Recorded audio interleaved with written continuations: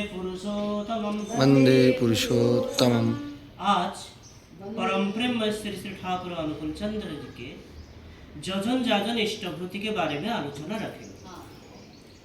जजन जाजन इष्टभूति इत्यादि कैसे करके करना होता है। कथा प्रसंग में श्री श्री ठाकुर बोलते हैं, हर चीज अगर छान के लेके आते हो तब आके गिरता है। जन्मगत वैशिष्ट्य को अक्षुण्ण रख के इष्ट स्वार्थ प्रतिष्ठा फर्ण होके जजन जाजन इष्टभूति स्वस्थयनी इत्यादि करना, ये सब चीज का मूल होता है। और इसके द्वारा जो आज कृषक है, कल शायद वो देश के नेता भाव से प्रतिष्ठित हो सकता है। हर किसी के अंदर जो कुछ है सब कुछ इंटीग्रेटेड या संहत होके प्रकाशित होगा। अपने सामर्थ्य के बाहर अगर कोई स्टैंडर्ड या स्थिति नहीं रहता तब मनुष्य अपने स्वार्थ देखने जाकर वृत्ति के कबल में आ जाता है। इसीलिए अपने स्वार्थ बजाय रखने के लिए इष्ट के स्वार्थ को बजाय रखना होगा। ये घटना आलोचना प्रसंग तृतीय खंड 8 जून 42 की बात है। श्री ठाकुर बोलते हैं, और जो क्यों न कीजिए, मूल होता है जजन जाजन इष्टभूति और सदाचार। ये मूल बात अगर नहीं होता है तो कोई भी कार्य उसका अंकुरोद्गम या ठीक से नहीं होगा। ये घटना आलोचना प्रसंग तृतीय खंड 8 जून 42 की बात है। कथा प्रसंग में एक गुरुव्रता श्री ठाकुर को पूछते हैं, आपके जो कहा गया है जाजन जब जजन को अनुसरण नहीं करता है तब उसका उपसंहार में व्यष्टि समाज और जाति के ध्वंस को ही निमंत्रण करके लाता है। क्योंकि मनुष्य जो उद्बुद्ध का किया है वो अगर अनाचार जनित दोषक्लिष्ट होके अवसर्ण होके रहता है, वही अवसर्णता के भीतर इग्नोरेंस या अज्ञता उसको अधिकार करके विकट विक्रम के साथ खुद को प्रतिष्ठा करने के लिए अनवरत प्रयास करता है। इसीलिए जो जाजक वो अगर आइडियल या इष्ट के प्रति थॉरोली इंटरेस्टेड या सम्यक भाव से आग्रही और आचारवान ना होके जाजन करने के लिए जाता है तो ये तो विपद की बात है। हम लोग जजनहीन बाघ सर्वस्व जाजन करने के लिए जाकर विपद को ही आवाहन करते हैं। श्री ठाकुर बोलते हैं, हाँ, जजन अगर नहीं रहता, आचरण अगर नहीं रहता, सिर्फ बातों में क्या औज्जल्यता आता है।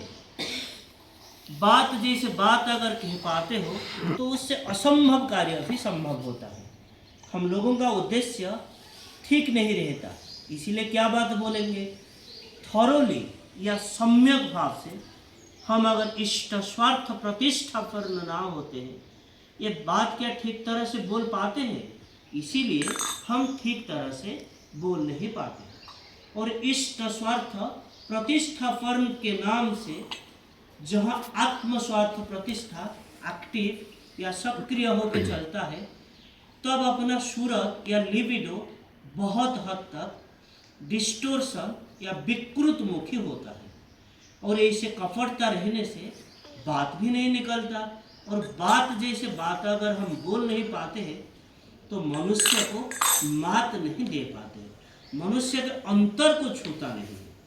सक्रिय इष्टमुग्धता और इष्ट प्रीत्यार्थ और लोक कल्याण तत्परता जिसके अंदर सजाग और उदग्र होकर रहता है, उसके बातों के अंदर वही स्पार्क या झलक रहता है। कोई एक पूरा नाटक के एकक अभिनय करते हैं, आप देखे हैं ना, विचित्र भाव विभिन्न रस के अभिव्यक्ति वो एक आदमी दिखा सकते हैं। तन्मय होके जो जाजन करता है उसके अंदर भी ऐसे कितने तरह के भाव, कितने रस के स्फुरन होता है, उसका कोई इयता नहीं, उसका कोई सीमा नहीं। जो प्रकृत जाजन होता है वो जाजन करते करते प्रभु के विश्वरूप को दर्शन करता है। और सश्रद्धा श्रु सश्रु जो श्रोता होता है उसके अंदर भी वही भाव देकर प्रभु के विचित्र रूप को उपलब्धि करता है।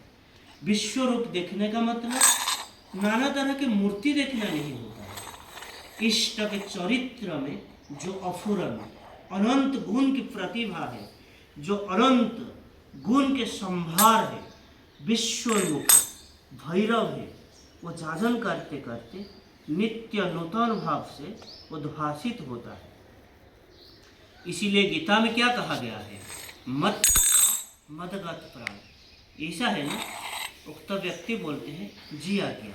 मत चित्ता मदगत प्राणा बोधायंत परस्परम कथायंतश्च मां नित्य दुष्यन्ति रमन्ति च तेषां सतत जुक्ताना रजतं प्रीतिपूर्वकं कदा मे बुद्ध योगम तं जेन मापुपज्यांति ते तेषामापुन वाकं पार्थ महाज्ञानातं तमः नासात्म्यं भावस्थो ज्ञान दीप निभाष्यत।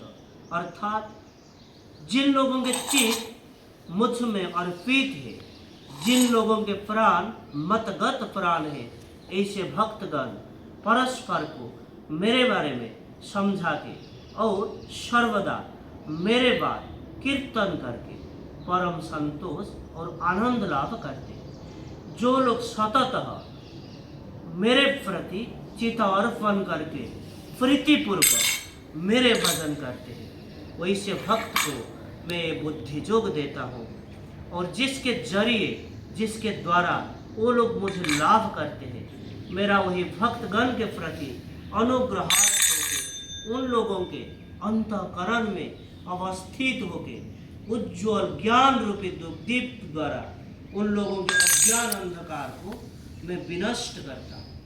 श्री ठाकुर बोलते हैं, हाँ यही होता है वास्तव बात, सच में ऐसा ही होता है। ये घटना आलोचना प्रसंग चतुर्थ खंड 24 सितंबर 1942 की बात है। आज के लिए इतना ही। वंदे पुरुषोत्तमम्। वंदे पुरुषोत्तमम्। जय।